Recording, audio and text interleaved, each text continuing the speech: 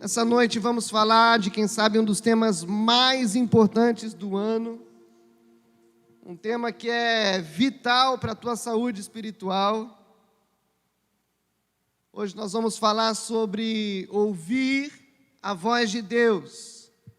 Sobre ouvir a voz de Deus.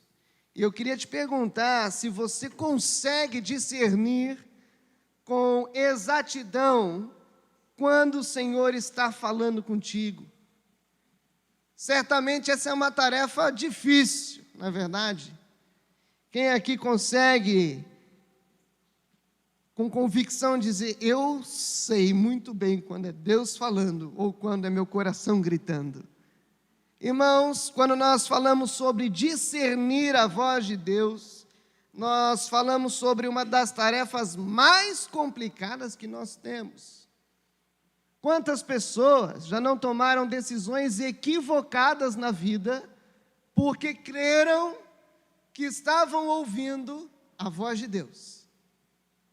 Quantas pessoas, em nome de Deus, não fizeram coisas absurdas porque creram que estavam ouvindo a voz de Deus? Ao olhar para esses fatos, para pessoas que se equivocam, a olhar para essas situações, muitas pessoas vão para um outro extremo e dizem: Deus não fala.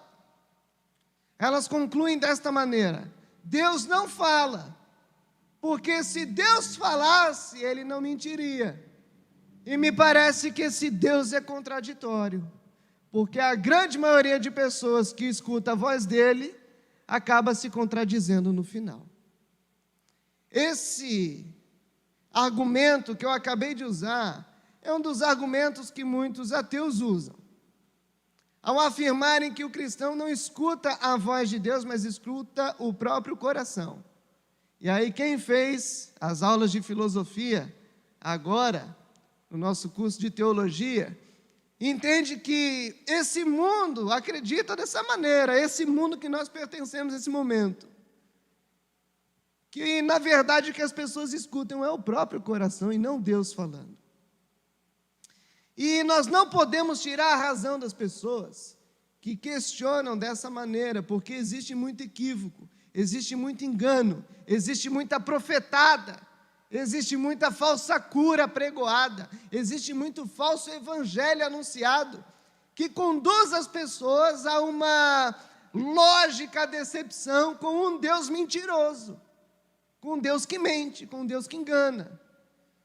E se o Deus da Bíblia diz a respeito de si mesmo que Ele não se contradiz, que nele não há sombra de variação, se o Deus da Bíblia refere-se a si mesmo dessa maneira, então esse Deus não existe. Porque me parece que quem acredita nesse Deus, cedo ou tarde, acaba ficando decepcionado com as suas mentiras. Talvez você já ficou decepcionado com Deus, mas eu estou aqui para dizer, tanto para você quanto para os ateus, que se você ficou decepcionado com Deus, não foi com as suas mentiras, porque Deus não mente. Você certamente ficou decepcionado com você mesmo e a sua maneira de entender a Deus. Assim que eu iniciei a trajetória do meu preparo ministerial, eu não parei no seminário teológico logo de início, tive uma breve passagem por uma instituição chamada Jocum, algumas pessoas conhecem, e eu fiz um curso na Jocum, Missões Urbanas, e nesse curso, uma das matérias que a Jocum ministra, foram também ministradas nesse curso, uma das matérias de entrada, chamada Ouvindo a Voz de Deus. E basicamente a pessoa que ministrava a matéria, ela ministrava a matéria de uma maneira muito prática, porque o objetivo do curso é prático. É o estudo de ali 1 ano que te leva para a rua. Então tem que ser algo prático. E a pessoa ela dizia assim: nós temos na nossa existência 3 vozes que nós precisamos entender. Existe a voz do teu coração falando, E essa é uma das mais difíceis de discernir, porque o teu coração é bom em pregar peças em você. O nosso coração, ele é enganoso, como diz a palavra. Maldito o homem que confia no homem. E aí você fala assim, maldito o homem que confia no homem, no outro homem. Não é maldito o homem que confia no homem, é na humanidade em si. Maldito o Diego que confia no Diego, porque o Diego prega peças no Diego. Eu me autoiludo, eu me engano o tempo inteiro. E eu arrumo justificativas para continuar me enganando. É doido isso. E você tem em você o potencial de se convencer, de se autoconvencer de qualquer loucura. Maldito o homem que confia no homem. Maldito o homem que confia no seu próprio coração. Nós também, se já não bastasse o nosso coração enganoso, nós temos uma coletividade de pessoas à nossa volta que possuem um coração enganoso, não é verdade? E a esse conjunto de pessoas nós chamamos de mundo. Então, ainda na esfera do coração, nós temos problema conosco, eu tenho um problema comigo, de eu me auto-enganar.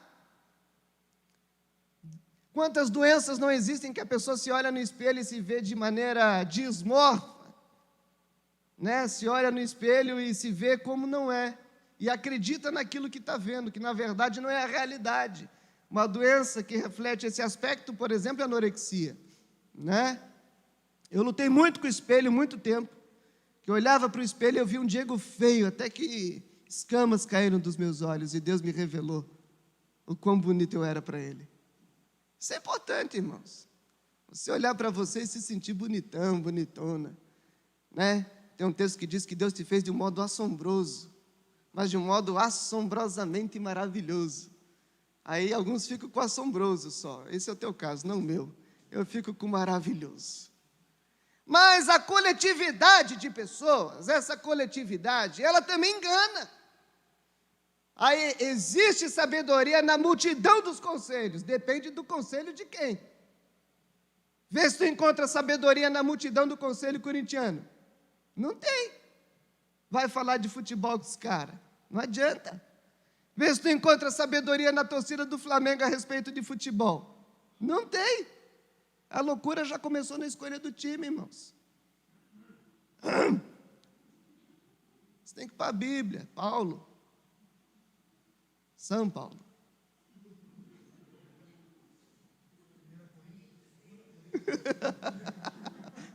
Aí nós vamos achar heresia para tudo quanto é gosto. Mas eu fico com a minha.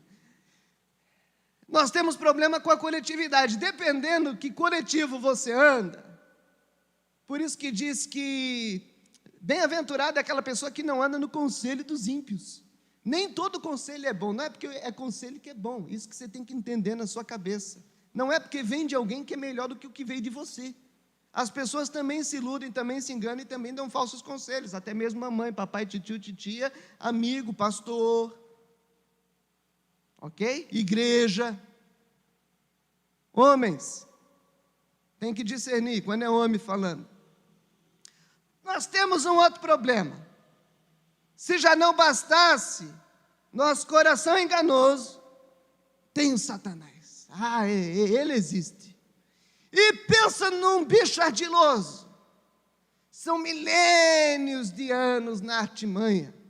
Pensa no cabra mais safado que já te atravessou na frente. Eu queria te dizer nessa noite que ele é mais. Mas também pensa no cara mais inteligente que já passou na tua frente. Eu queria te dizer, ele é mais inteligente. O diabo, ele é o pai da mentira, ele é o pai da astúcia, e ele, por natureza, é enganador. Ele se especializou no engano. E a especialização dele é angelical. A especialização dele é milenar. Quando tu olha para alguém erudito, PhD, não sei das quantas, quando você confia a sua vida, né, num médico que tem uma especialização top naquela circunstância, isso de longe se equipara à sabedoria do Satã em te enganar. Ele sabe como nos enganar. E já começou marcando gol lá com Adão e Eva. Então, quando a gente fala de ouvir a voz de Deus, nós precisamos entender, é o meu coração falando? Humanidade falando? É um coração enganador? É um coração que se engana que está falando? É o astuto que está querendo me dar um conselho? É o diabo que está soprando na minha orelha? Até mesmo usando alguém para isso. E às vezes alguém que nós amamos. Pessoas que nós amamos proferem mentiras contra nós, sendo usadas pelo diabo. Nós vemos isso na figura de Pedro, proferindo mentiras a respeito do futuro de Jesus. E a mentira era boa. Jesus, tu não morrerás dessa maneira. Era uma mentira boa. O conselho do diabo para a tua vida, meu irmão, dificilmente vai ser do tipo, vem para cá, vem para cá. Vem para cá que eu vou te lascar todinho. Vem para cá que tu vai fritar na minha. Não. Ele é inteligente, mais do que você. Vem para cá que tu vai se dar bem. Vem para cá que o melhor da tua vida vai começar agora. Mas vem para cá. Esse é o conselho do inimigo. Essas são as respostas que ele dá através das pessoas para grandes questionamentos que nós temos na nossa vida. E por que é importante discernir a voz de Deus? Porque tudo envolve tomada de decisão na nossa vida. Nós temos que decidir se vamos trabalhar ou se não vamos trabalhar, se vamos levantar da cama ou se não vamos, se vamos morar aqui ou morar na China. Nós temos que decidir que tipo de faculdade vamos fazer, se não vamos fazer faculdade. Nós temos que decidir com quem nós vamos casar, se vamos casar, se não vamos casar. Nós temos que decidir se vamos ter filho ou não vamos ter filho, se teremos filhos, quantos filhos teremos. E a quantidade, vai por mim, ela faz diferença. Você já percebe isso na chegada do segundo. Mas é bom. É bom, já estou com saudade do cheiro do neném. Meu irmão, você é fruto das suas escolhas. Você é fruto das suas tomadas de decisão. Você está aonde está porque decidiu estar aqui. Porque as tuas decisões te encaminharam até essa condição de vida que você está. Casado, solteiro, divorciado. As tuas decisões, glória a Deus pelas crianças. As tuas decisões, elas te trouxeram até aqui. E é importante você saber, será que eu estou tomando decisões em Deus? Ou será que eu estou tomando decisões baseadas na minha cabeça? Na cabeça dos outros, que também pode ser enganosa? Será que eu estou tomando decisões sendo influenciados pelo inimigo? Como eu estou tomando decisões?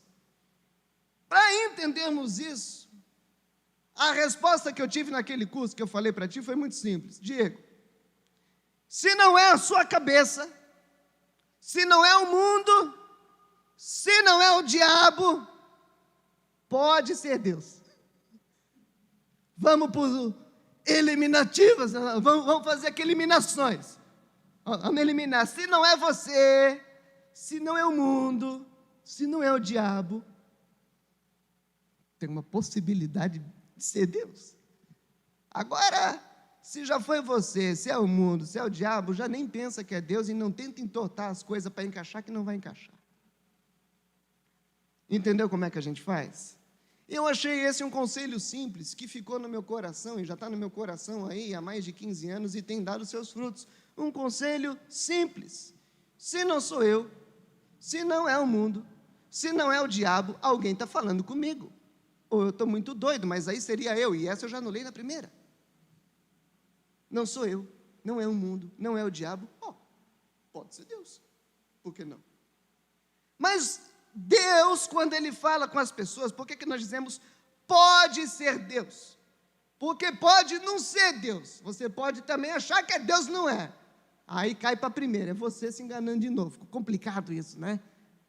Mas discernir a voz de Deus é complicado, irmão.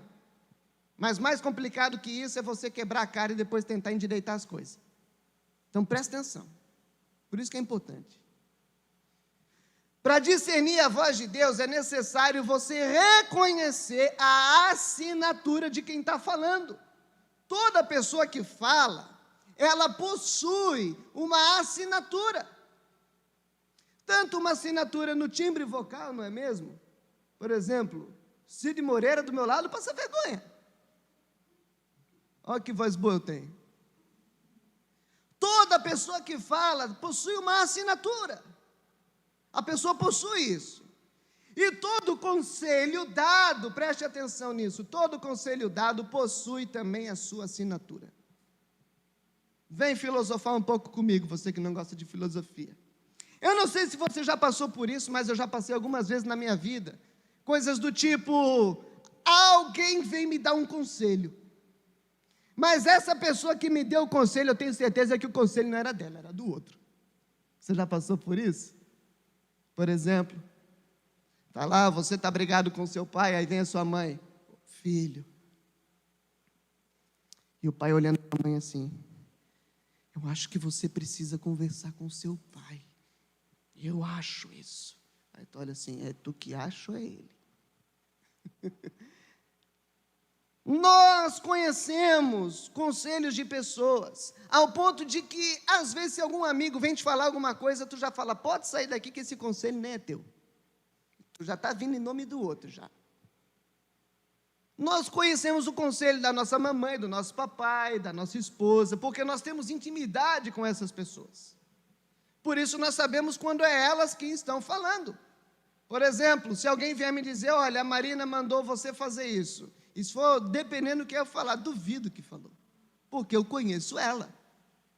E existe um ser que hoje em dia habita na nossa house, que ele já não mama, ele já anda, fala e pensa. E ele de vez em quando vem tentando articular algumas coisas com mais esperteza que o Senado. E chega lá, o pai, mãe não sei o que, não sei o que. A mãe?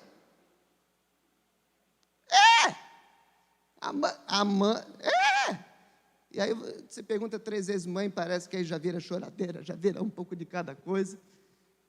Mas a ardilosidade já está no coração. Mas a gente sabe quando é alguém falando conosco, não é verdade? Por isso que agora nós não vamos entender quando é você, quando é o diabo, quando é o mundo, porque isso tudo não vai dar para fazer hoje. Mas se você abrir a sua Bíblia em Gênesis capítulo 12, você vai entender comigo a assinatura de Deus falando no teu coração. Se você abrir a sua Bíblia comigo em Gênesis capítulo 12, nós vamos entender juntos que Deus é um Deus que deixa uma assinatura. Deus, ele é um Deus que deixa uma assinatura quando fala conosco. E quando você compreende essa assinatura, fica muito mais difícil de você tomar decisões equivocadas na sua vida.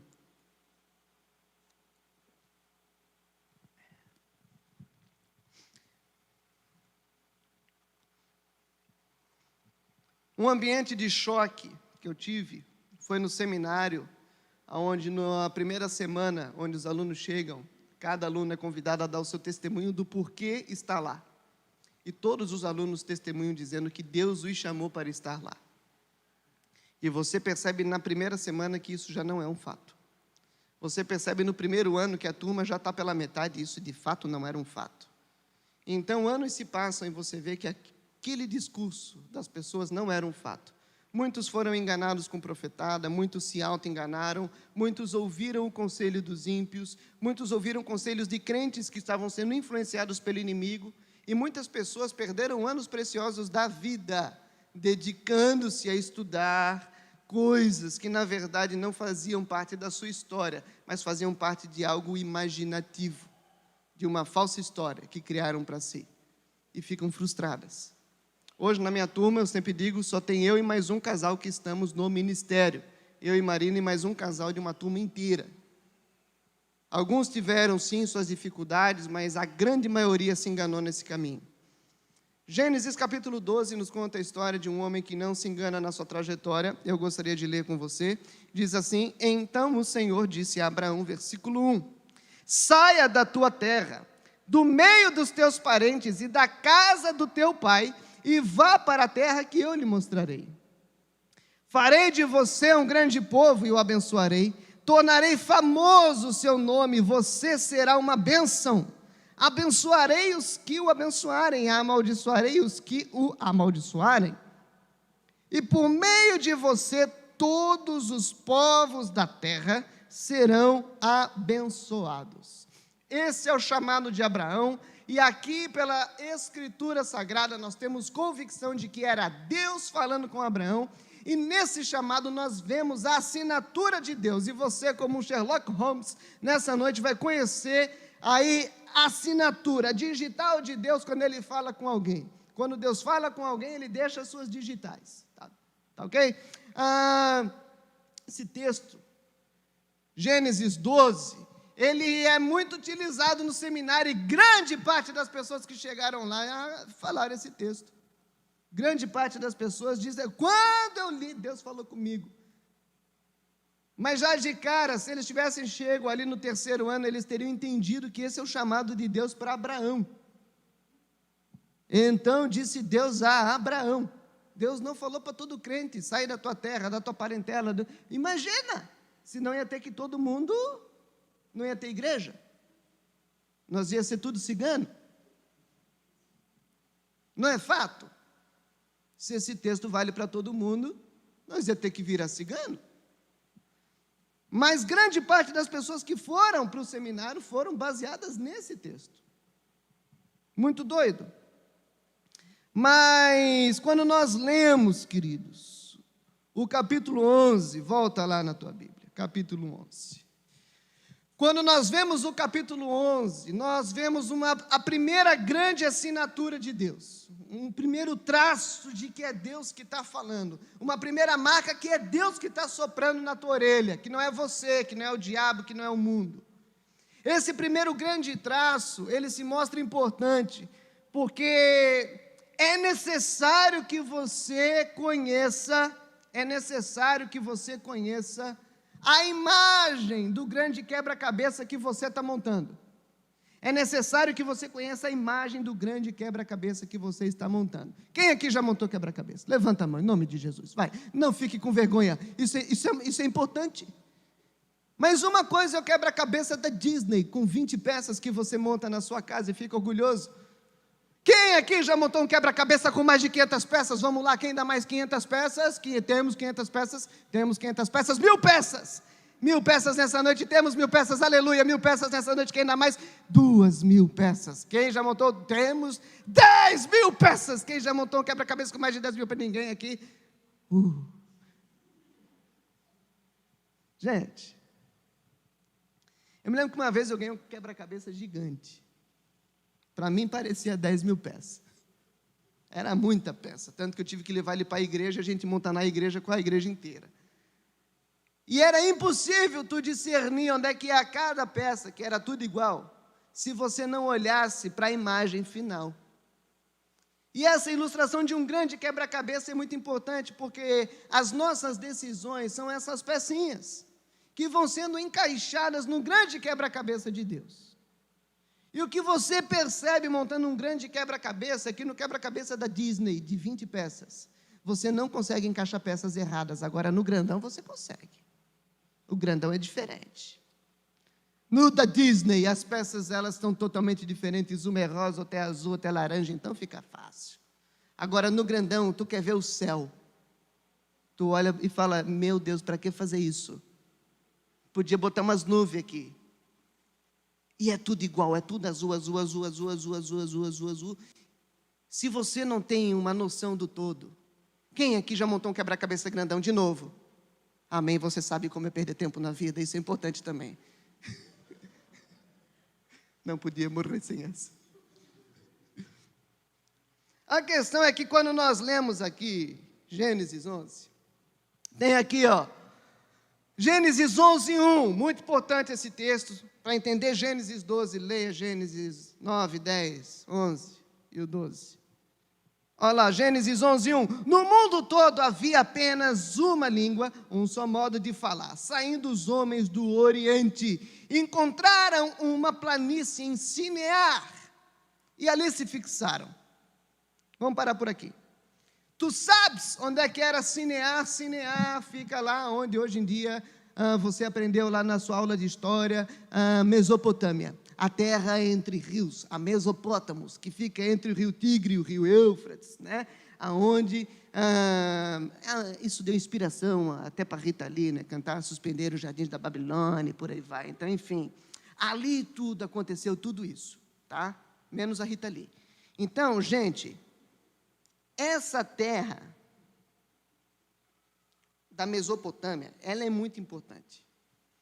Porque nós estamos, Gênesis 11, é um capítulo que vem na sequência do dilúvio.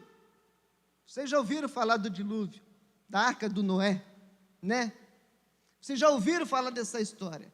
No dilúvio, tudo foi destruído. Noé tinha 3 filhos, Sem, Cã e Jafé. Noé sai da arca com os seus filhos e as suas noras, e os bichos tudo. Ele aguentou o cheiro dos bichos por muito tempo, os filhos por muito tempo na arca, sem poder. Ele ficou em isolamento, uma cara, e com bicho e nora, e foi doideira. Primeira atitude do Noé, ele planta uma vinha, enche a cara, fica bebaço e se põe a ficar pelado dentro de casa. Isso é um fato. A gente vê a histeria de um homem, né, que fica muito tempo em isolamento. E esse fato que parece engraçado, e na verdade para mim e eu vou trocar essa ideia com o Noé e vou falar, cara, acho que ia fazer a mesma coisa, não te julgo. Depois de ficar um monte de tempo trancado, só olhando água e bicho, ele fica muito louco, eu não nasci para isso. Ele bebe, fica pelado, e um dos filhos tira onda com ele. Você lembra quem é? O Cã. Ah, pastor, mas isso aí já estava até profetizado, isso era o cão mesmo. Não, é só o Cã, não tem nada a ver com cão. Tá? Não começa a filosofar demais, vai devagar. Ele é o Cã. E os outros 2 filhos do Noé não viram o pai pelado, não tiraram onda com o pai, eles cobriram a nudez do pai, honraram o pai, colocaram o pai para dormir. O Noé depois fica sabendo de toda a situação, recobra o seu juízo perfeito. E o que o Noé faz? Noé, como patriarca de tudo que estava acontecendo ali, era a única família que tinha ali, e ele era o patriarca, ele era a voz de Deus naquele lugar. Ele amaldiçoa o Cã. E ele abençoa o Sem. E diz, o Sem irá dominar as terras do Cã. E Jafé habitará em paz nas suas tendas. Pastor, mas o que esse negócio do Cã e do Sem tem a ver com hoje em dia? Quem aqui viu no jornal que Palestina e Israel estão lutando? Levanta a mãozinha. Quem viu isso? Bomba para tudo quanto é lado, vocês viram? Viram? Você sabia que essa bomba para tudo quanto é lado é a briga do Cã com o Sem até hoje? Que doideira. Isso já vem lá de trás, irmão. Por isso que a Bíblia é um livro muito doido. Que o que ela fala e o que Deus diz, a bênção e a maldição de Deus, de fato, 1000 gerações é muito tempo. Bastante, tu vê durando até agora. E quem que está dominando a briga? O Sem ou o Cã? O Sem. Mas joga 500 bombas na casa do Sem e não pega uma. O Sem joga meia bomba na casa do Cã e explode tudo. É a guerra. É a bênção de Deus nessa guerra. É algo que Deus decretou já lá atrás. O Sem dá origem aos povos semitas, que deles vêm os judeus. Cã dá origem aos povos de Canaã, chamado de povos cananitas ou povos cananeus. Tá? O que isso tem a ver? Os 3 filhos saem da arca, começam a fazer filhos, e filhos, e filhos, e filhos, e nasce um cara chamado Nimrod. E o Nimrod se tornou famoso, ninguém foi tão famoso quanto o Nimrod. Nimrod era bombadão, valente, forte, o cara matava um javali no dente. Ele era bruto, tipo Toco, assim. Eu olho para o Toco e me lembro do Nimrod. Porte atlético. Gente, ninguém fazia o que o Nimrod fazia. E numa situação de briga, vocês dão risada, mas eu sempre fui amigo dos caras tipo Toco. Porque ele de Toco não tem nada, eu tenho. Então tu tem que ser esperto. Eu sempre fui amigo de cara do porte do Toco. Para numa briga, eu estou do lado de quem? Eu estou do lado de gente grande, não mexe comigo. Né? O Marco, esse é meu amigo. Gente, o Nimrod era bombadão, era valente, era forte. Ele era o cara que solucionou o problema do dilúvio, que destruiu tudo, os bichos, plantação, foi tudo. Destruiu tudo o dilúvio. E o povo quis ficar pertinho do Nimrod, mas Deus tinha dado um mandamento ao povo de Noé, sem Cã e Jafé. Vocês vão, espalhem-se, ordem de Deus, multipliquem-se, ordem de Deus. Eles não fizeram isso. Ao contrário, lê lá na tua Bíblia, Gênesis 11:3, vem comigo. Disseram uns aos outros, vamos fazer tijolos e queimá-los bem. Eles usavam tijolos no lugar de pedras e piche em vez de argamassa, era um povo já inteligente. E depois disseram, vamos construir uma cidade com uma torre, tá? Uma cidade com uma torre, que alcance os céus, assim nosso nome será famoso. Nós faremos as coisas do nosso jeito, nós não vamos nos espalhar, nós vamos nos proteger, porque Deus, esse Deus aí, Ele complicou as coisas para o nosso lado, destruiu tudo. E por que construir uma torre alta? Se tem um negócio que o povo tinha medo, logo depois do dilúvio, era de enchente. Não faz sentido isso? Pensa você morar num lugar que tem enchente, você vai querer estar num lugar alto, que não pegue água. Por isso, vamos fazer uma torre bem alta. Se ele vier com essas ideias de novo, a gente se esconde. Não tem para ninguém. Estamos bem arrumados aqui agora. Eles não creram na promessa de Deus e que Deus não faria mais aquilo. Então eles dizem, olha, o nosso nome será famoso e a rebeldia, não seremos espalhados pela face da terra. Quem que promove esse discurso todo? Esse cara chamado Nimrod. E aí Deus confunde a língua daquele povo todo. Você sabe tudo o que acontece na história da Torre de Babel, porque você é um leitor assíduo da Bíblia. Irmãos, o que isso tem a ver com entender a voz de Deus? Para entender a voz de Deus, você precisa entender a história de Deus, a história da revelação de Deus, a maneira que Deus age, o jeito que Deus fala. E essa história tem tudo a ver, você sabe por quê? 100 anos após o dilúvio, é construída Babel. 100 anos após o dilúvio, bastante tempo depois. E 200 anos depois de Babel, nasce Abraão. Só que naquela época, eles todos, velhinho, viviam muito tempo, 500 anos, 600 anos, 700 anos. E Abraão tinha acesso ao seu trisavô. Eles podiam trocar ideia ainda com 100, e 100 dizia, nós fomos abençoados, nós temos uma terra, vamos dominar Cã. Só que Nimrod, o bombadão da turma, era da descendência de Cã. Nimrod era bruto. E aquele povo desobedeceu o Senhor e ficou naquele lugarzinho. Eles se amontoaram, a aglomeração já era pecado desde aquela época.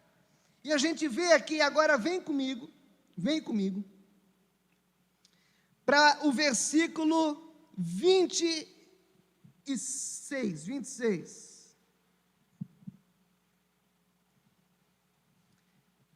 Aos 70 anos, Terá, que é o pai de Abraão, aos 70 anos, Terá havia gerado Abraão, o primeiro filho, Naor e Harã. Harã, mais novo. Essa é a história da família de Terá. Terá gerou Abraão, Naor e Harã. Harã, o mais novo, gerou Ló. Mas Harã morreu em Ur. Ou seja, toda a descendência de Abraão, não a descendência para frente, a ascendência no caso. O pai, o bisavô, todos eles ainda estavam morando lá na Babilônia. Eles estavam morando lá ainda, eles não haviam ido, eles não haviam saído. Só que se você vê a história, alguns descendentes de Cã já estavam morando no que ficou sendo conhecido como Canaã, a terra do povo de Cã, dos cananeus. E o povo de Sem continuou morando lá, numa boa, vivendo, desfrutando da vida tranquila entre os rios, onde havia fartura. Eles não haviam, por 300 anos, se mudado. Eles estavam vivendo na desobediência, não estavam desfrutando da bênção de se espalhar e de ir para o lugar certo. Arã morreu, o filho mais novo, em Ur dos Caldeus, sua terra natal, quando ainda vivia Terá, o seu pai. Tanto Abraão como Naor se casaram. Aí eles vão se casar.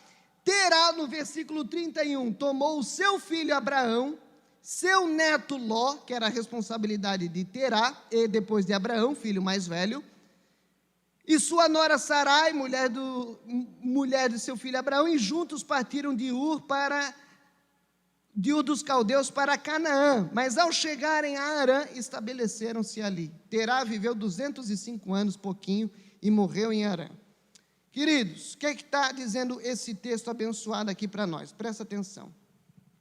A primeira pessoa que quis sair de Ur para ir para Canaã não foi Abraão, foi o pai dele, Terá, está escrito na Bíblia. Quem teve a ideia de ir para Canaã, conquistar a terra, não foi nem o Moisés, foi Terá, o pai do Abraão já sabia disso, mas também não foi nem o Terá, Sem já sabia disso, porque o pai dele já havia dito isso. O que eu estou querendo te dizer com isso?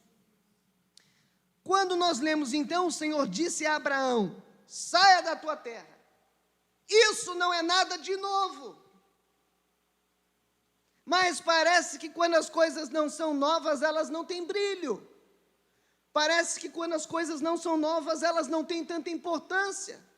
O que Abraão estava fazendo, ele estava dando continuidade a algo que o pai dele já estava se movimentando a fazer. Só que o pai de Abraão, Terá, ele para no meio do caminho. Ele para em Arã, ele faz um pit stop, que dura muito tempo. Até o Senhor chamar Abraão e falar, Abraão, está na hora de você pegar as malas e ir. Só que existe aqui uma diferença. Terá estava indo para Canaã, pegar a terra que ia ser dele. Abraão sabia o porquê ele estava indo. Isso também faz parte da assinatura de quando Deus fala com a gente. Primeiro, Deus não inventa nada de novo. Deus, ele continua através da tua vida construindo os seus propósitos. Deus não vai se contradizer por causa de você. Deus não vai inventar moda por causa de você. Deus não vai fazer você brilhar como uma estrela no céu incandescente. Deus continua escrevendo a história através de nós, mas faz sentido, faz lógica. É algo que vinha desde Sem, é algo que vinha desde Terá, agora ele concretiza em Abraão. Mas isso tem uma sequência. Quando você olha para a sua história, eu vejo pessoas que, por exemplo, são burras em matemática e falam, Deus está me chamando, pastor, para estudar física. Eu sinto que eu tenho chamado para a NASA, um exemplo. Tu fala, cara, isso aí não faz sentido. Você é burro em matemática, seu pai é burro em matemática, seu avô é burro em matemática. Não é a praia de vocês. Cara, Deus pode fazer. Mas Deus pode fazer qualquer coisa, e se a gente cai nisso, você vai ficar filosofando demais. Então, no teu caso, filho, abandona. Esquece. Esquece. É duro isso, mas Deus age numa lógica até mesmo humana. Você vê Davi, já tinha jeitão de rei matando Golias. As coisas são... o que Deus fez em você, na tua história, na tua família, tudo isso tem motivo. E é nesses motivos que Deus vai continuando escrevendo a tua história. Ele não vai inventar algo mirabolante do nada. Não crê em coisa maluca e absurda. Faz sentido. As coisas de Deus, elas fazem sentido. A Bíblia é um livro que faz sentido. A outra questão é que quando nós lemos aqui, nós percebemos que, além de Abraão continuar esse chamado do pai, Abraão sabia para onde estava indo. E ele sabia o porquê ele estava indo. Terá não. Quando Deus fala com a gente de maneira pontual a mudar a nossa vida num 180, Deus explica os motivos. Deus não falou os detalhes, mas Abraão sabia que tinha que ir e o porquê tinha que ir. E quando Deus fala, vem comigo, Gênesis 12, 1, na NVI, por exemplo, que tem uma tradução que eu julgo ser mais adequada para esse texto, não é, então disse o Senhor a Abraão, Abraão, se você quiser, sai da sua terra.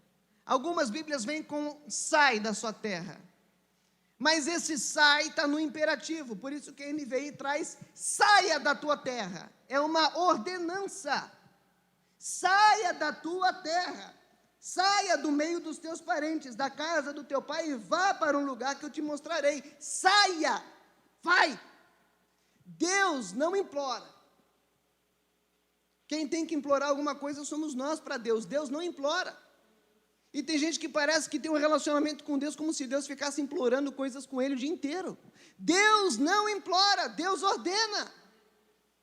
E ou você vai, ou você não vai, mas Deus manda, Ele fala e Ele dá os motivos. Abraão, os motivos você conhece, a terra você conhece, agora sai da tua terra, sai daí. Sai do meio dos teus parentes, da casa do teu pai e vá para um lugar que eu vou te mostrar. Outra coisa que nós percebemos, outra assinatura que tem aqui. Primeira, foi importante te contar toda a história para você entender. Deus não faz nada de novo. Deus não vai inventar moda. Segunda coisa, Deus, Ele ordena. Não fique implorando, por favor, eu preciso de você. Sem você o que vai ser do mundo? Eu não vou nem conseguir salvar as pessoas. Não, isso não existe. A terceira questão é, quando Deus nos chama, Ele nos chama para dependência. Deus ordena a Abraão a dependência. Deus ordena a Abraão a dependência. Abraão, deixa a tua terra, tá bom aí em Harã? Sai daí. Tá bom no meio dos parentes? É bom viver. Tu tá na tua cultura, tu tá bem estabelecido, sai daí também.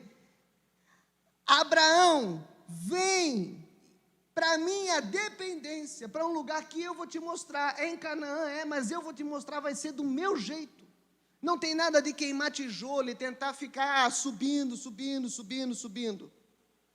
Abraão, eu trago as pessoas para um nível de dependência. Eu acho louco quando as pessoas dizem, pastor, Deus me deu uma ideia, essa ideia vai me tornar um pouco mais independente. Então essa ideia não vem de Deus. Porque se tem uma coisa que Deus faz com a gente, é nos tornar cada vez mais dependentes. Sabe aquele papo, eu não gosto de depender de ninguém. Se é de homem, amém. Agora, se é de Deus, meu irmão, tu está na lama. Dependa do Senhor. Deus chama Abraão para dependência. Nós somos muitas vezes guiados por independência. Pastor, será que eu troco ou não troco de emprego? Aí tu vê onde é que vai ganhar mais, não onde é que Deus quer que você fica. Você quer mais independência muitas vezes. Pastor, eu não sei se eu mudo ou se eu não mudo de cidade. Você quer ver onde é que você vai viver melhor. Nós não devemos pensar em bem-estar. Nós não devemos pensar em salário. Nós devemos pensar em depender mais de Deus. E em glorificar a Deus. Ponto, acabou. Se Deus mandar você ir para um lugar pior para ganhar menos, você vai. Se Deus mandar você ir para um lugar pior, mas para ganhar mais, isso vem de Deus, você vai sofrer e tal, mas Deus tem um plano nisso. Mas Deus é um Deus de dependência. Isso, para quem é doite, é complicado. Porque se tem uma coisa que eu vejo que pega aqui na cultura, é a independência. Não preciso pedir dinheiro para ninguém. Não preciso depender de ninguém. Eu tenho meu terreno, as minhas terras. Tem porque teu bisavô lá atrás fez um assentamento ali.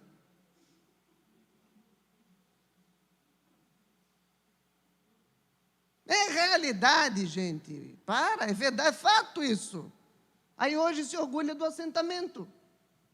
Que bênção que tem um assentamento, nada contra. Mas a gente tem que ter coerência naquilo que a gente pensa. Deus é um Deus que nos conduz à dependência dEle. Você deve depender de Deus em cada uma das tuas decisões. Se existe uma decisão tua que não reflete dependência de Deus, já está errado de largada. Você deve depender do Senhor. Deus, eu dependo do Senhor. Sabe, Senhor, essa minha decisão aqui, se não é o Senhor, eu não sei o que será de mim. Eu dependo do Senhor. Então nós lemos o versículo 2, que o povo gosta, e já estamos terminando.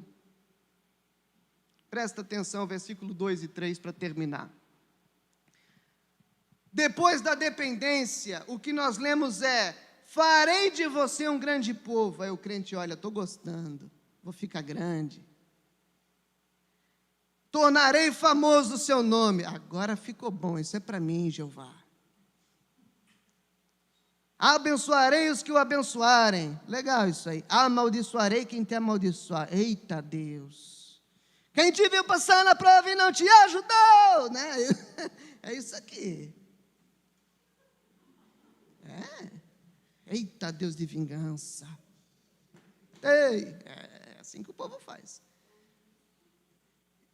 Farei. As pessoas queriam ser grande. Não é verdade? Nós seremos famosos.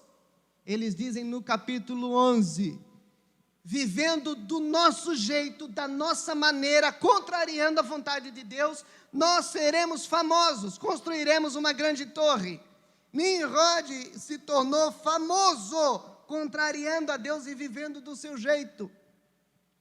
Nós temos aqui na Bíblia uma figura muito forte do ser humano sendo famoso, vivendo do seu jeito. E o jeito do ser humano era buscar segurança, por isso que por 300 anos eles viveram na Babilônia, ali em Sinear, eles viveram lá por causa de segurança. Quem é que toma decisões em Deus baseadas em segurança? O povo lá estava decidindo assim por 300 anos, e eles queriam ser famosos. Quero ser famoso. Deus vai nos tornar famosos. Aí Deus chega para Abraão, e não é o homem dizendo, eu vou ser famoso, é Deus dizendo para Abraão, você vai ser famoso. Tá, Deus, me explica aí, como é que eu vou ser famoso? Então, você vai sair da tua terra, você vai sair da tua parentela, do meio, e ele estava em Harã por causa de segurança, é o pit stop do pai dele. Tá, mas como é que eu vou ser famoso sem ter segurança? Ah, agora você está entendendo, Abraão. Eu vou erguer você como alguém famoso para mostrar para as pessoas que eles querem ser famosos do jeito deles.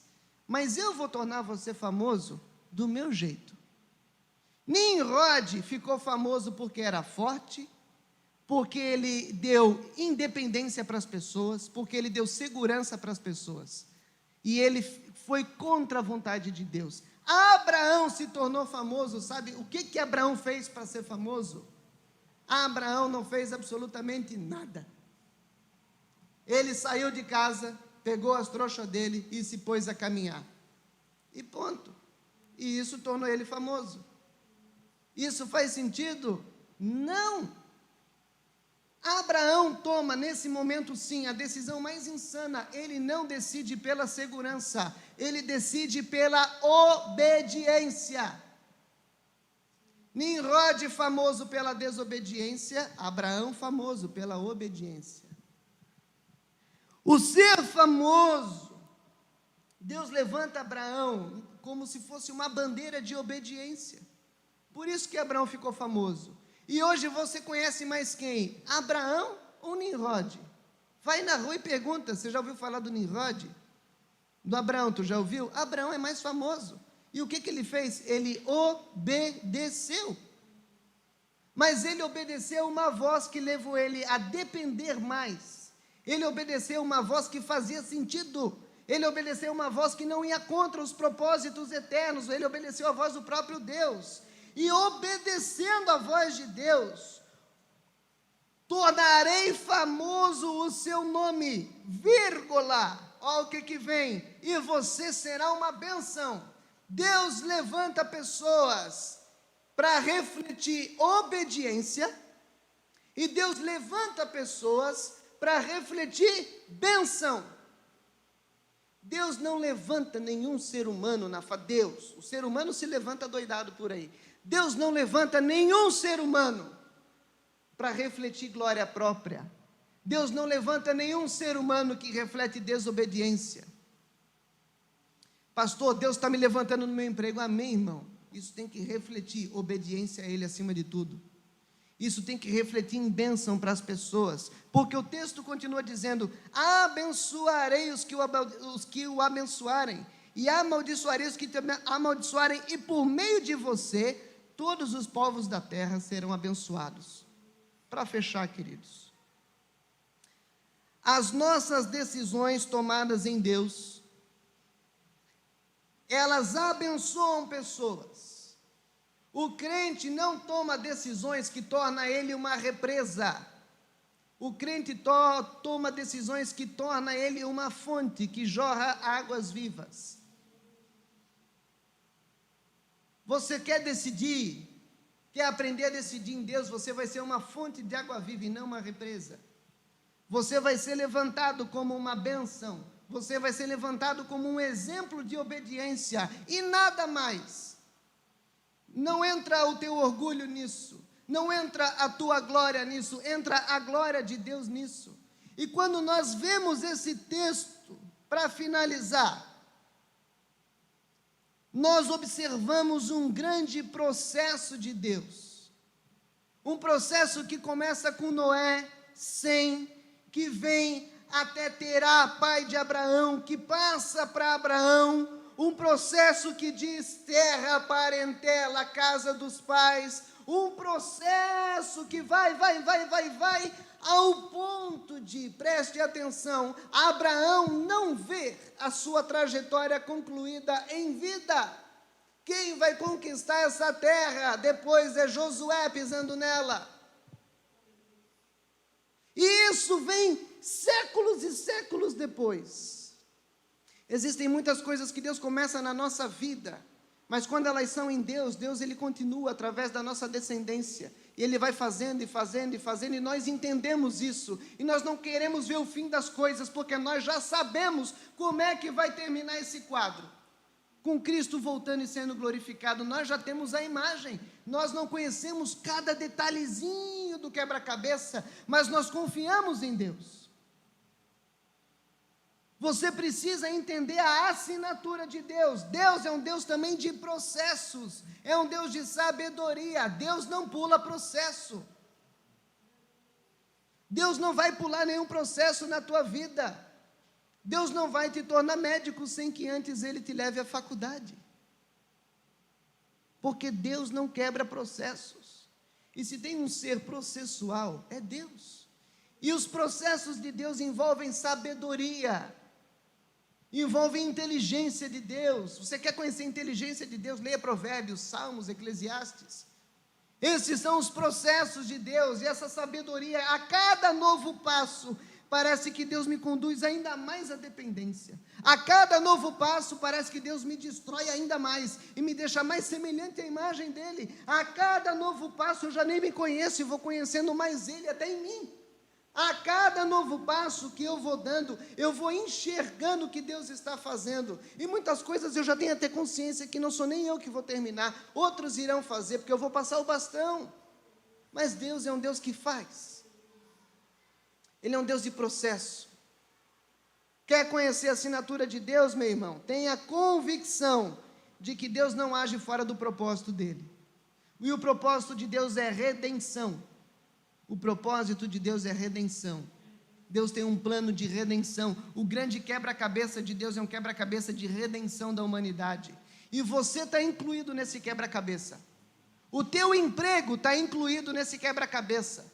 Às vezes você acha que é só o que você faz dentro da igreja que faz parte do quebra-cabeça. As tuas decisões dentro da tua casa estão incluídas no quebra-cabeça.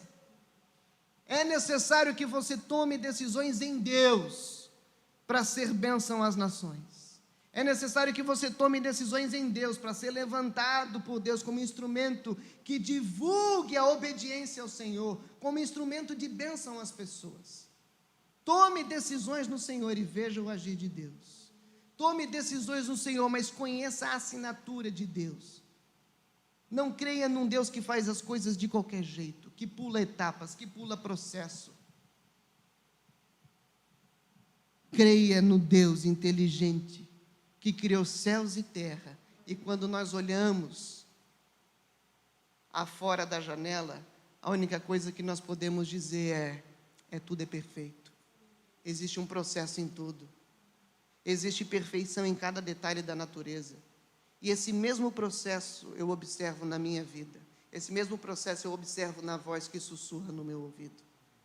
Que Deus te abençoe. Vamos nos colocar de pé?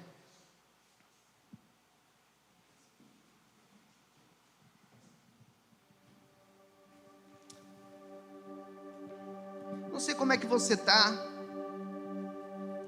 Nós falamos sobre decisões tomadas em Deus. Nós conversamos nessa noite sobre um Deus que age segundo os seus propósitos. Um Deus que não inventa moda por causa da gente, mas um Deus que está preocupado com a história em si. E um Deus que tem o controle de tudo nas mãos. E o que mais me chama a atenção é que Terá sair de casa, pai de Abraão, ele sabia para onde estava indo. Abraão ouve um chamado, ele agora sabe o porquê está indo, para ser bênção. Que você consiga discernir os processos que Deus começou na tua vida antes de você nascer.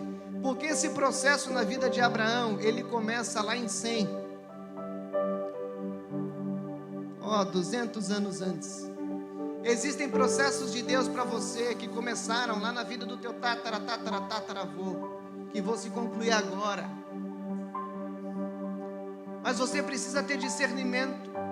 Você precisa descansar no Deus que tem o controle da história, que te encaixa como uma peça perfeita no seu quebra-cabeça, que também é perfeito.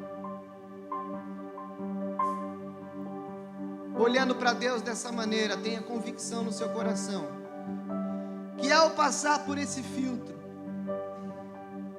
ao passar por essa assinatura, você não vê só a história de Abraão. Ao passar por essa assinatura, você vê que até mesmo Jesus foi enviado ao mundo com base em propósitos eternos. Davi vem com base em propósitos eternos. Os apóstolos são levantados com base em propósitos eternos. E você faz parte de propósitos eternos de Deus. Existem coisas que o seu avô orou, que Deus vai cumprir através da tua vida. Existem coisas que talvez você nem saiba a respeito da tua história, mas que Deus está cumprindo, Deus está fazendo. Mas Deus não inventa moda. E o grande objetivo de Deus é glorificar o nome dEle, não o teu. O grande objetivo de Deus é te levantar, sim, mas para que você seja exemplo de obediência e exemplo de bênção. Para que você seja não uma represa, mas para que você seja uma fonte.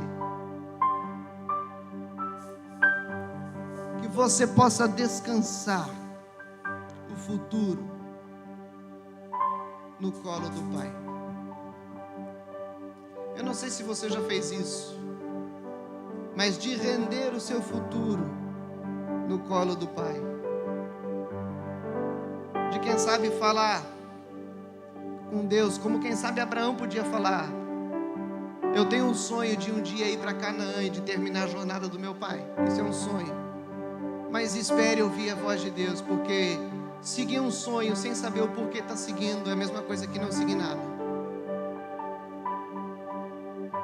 Se não é você falando, se não é o mundo falando, se não é o diabo falando, e se tem essa assinatura baseada num propósito de redenção, tenha convicção de que Deus está falando com você.